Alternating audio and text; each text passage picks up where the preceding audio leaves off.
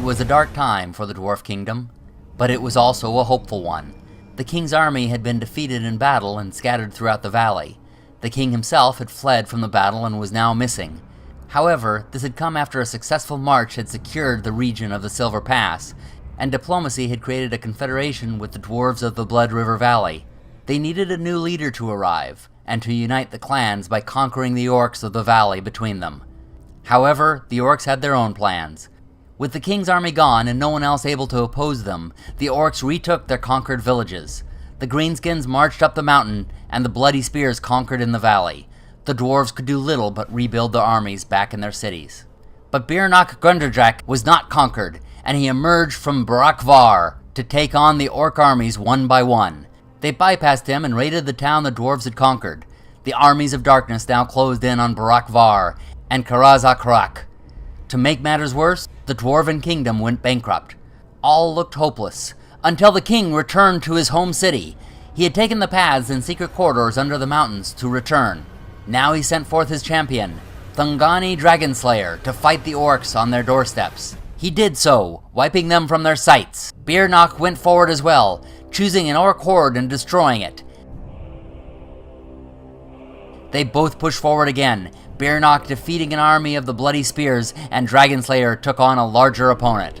Though he was on the attack, Dragonslayer fought the battle as though on defense. He hid most of his army behind a wooded hill with some skirmishers inside it, and sent others on a flank march around the enemy. The orcs sent out their scouts around the side to find the dwarves. With their intel, the orcs pressed the attack, moving on the woods and firing from the flank.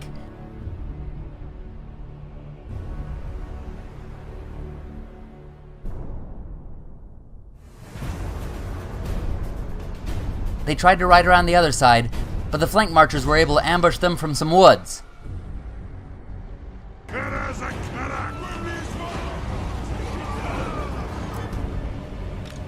The skirmishers on the hill were flushed out, and the orc hordes rushed across at the main line. When the orcs broke through, with no reserves at his disposal, Dragonslayer threw himself into the fray. Soon the dwarves had beaten back the orcs, and they pursued them through the woods. But upon arrival on the other side, they saw more orc hordes coming, so they hurried back to the safety behind the hill. Warg riders pursued them and managed to strike the archers before they were ready. Warriors chased them away, but at the expense of their ranged units. More arrived, and just as in the battle with the king, even though the dwarves won, they did so at great loss.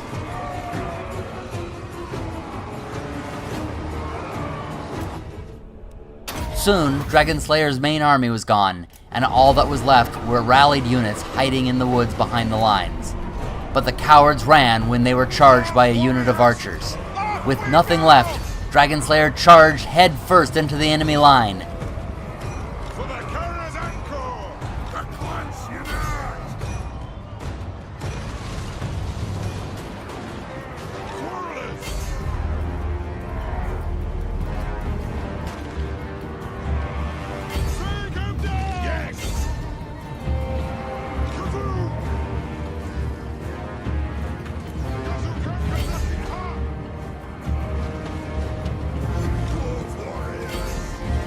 The battle raged on and on, the dwarf commander defeating one unit after another, and at last, victory was his!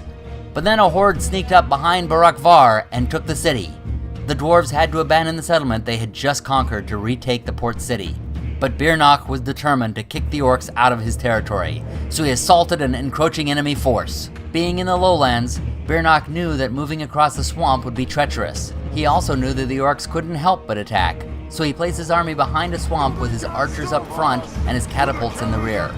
They let the orcs come at them while they took the creatures down along the way. By the time the orcs reached them, they were worn out, whether they had gone a long way around the swamp or through it. Birnach then counterattacked and chased them away. Birnach tried to capitalize on this victory, but the orcs had laid a trap for him. With one army ahead of the dwarves, another came sneaking up from behind. Birnach's army was trapped, and there was nowhere to run. All they could do was fight. Luckily, this was just what the dwarves love. Birnach set up most of his army on one side of the field to confront one of the enemy armies coming, leaving only a handful of miners to watch over the other army coming from behind. The plan was to completely annihilate one force before taking on the other. It was a risk that would cost him his entire army if he was wrong.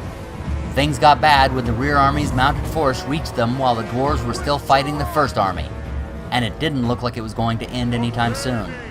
Birnach moved select range units from the fight to cover his rear. The plan worked, as he was able to continue to feed more units into the fight behind him as the one in front of him was slowly won.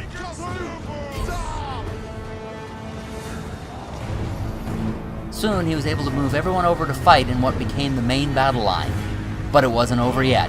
They'd only now brought the battle to even odds, and the dwarves were growing exhausted from battle. To make matters worse, some of the orcs they had already fought were rallying and poking at the dwarven rear.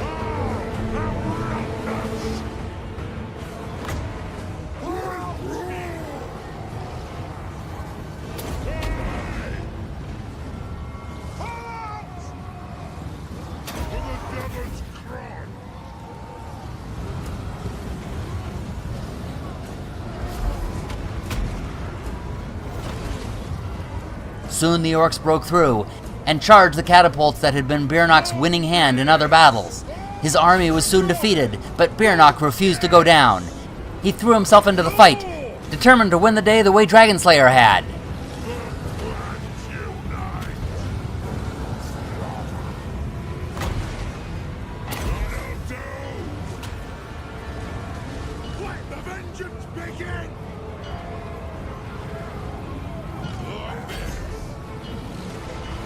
But he was not able to hold on. And Birnach Grundadrek, champion and commander of Zufbar's armies, was slain. It was a dark day, and King Thorgrim was determined to avenge his ally. He suited up, gathered a newly assembled army, and marched into the valley. His first target was Varnka Hills, the key to uniting the kingdoms. The orcs here had been contending with the princes of Kelador through the port city of Akendorf to the northwest. So they were dwindled down, and they fell easily.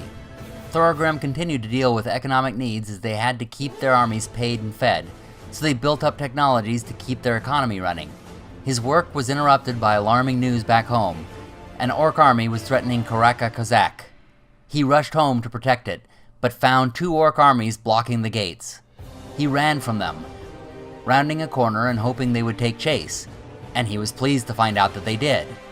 There he set up his army to make a stand, determined that this would not be like the last time he had his back against a wall. Because of the earlier economic situation, most of Thorgrim's soldiers were miners, their least powerful fighters.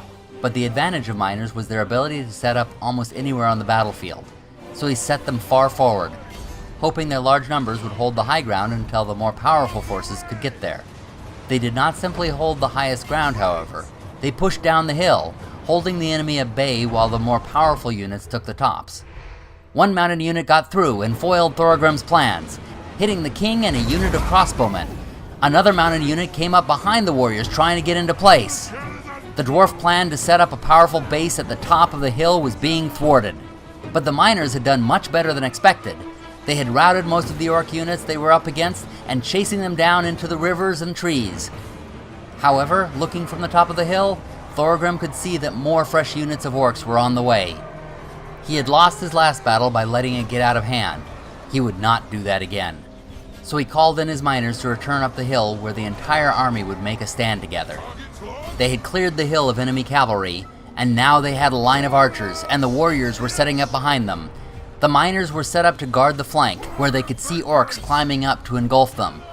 They were assaulted by wargriders as the archers began firing at oncoming enemies.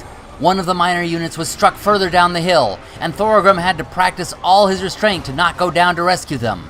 The orcs assaulted on the left, making it to the archers before the warriors came up to protect them. Then they came at the right, and the brave miners beat them back. The same miners, tired of seeing their friends further down the hill being chopped up, disobeyed orders and charged down to rescue them. In doing so, the sheer audacity frightened the orcs and sent them running, winning the battle. Thorgrim followed up the victory by pursuing the second orc army, defeating it decisively, thus clearing the top of the mountain of orcs. King Thorgrim was back, and he was ready to take the war to the orcs.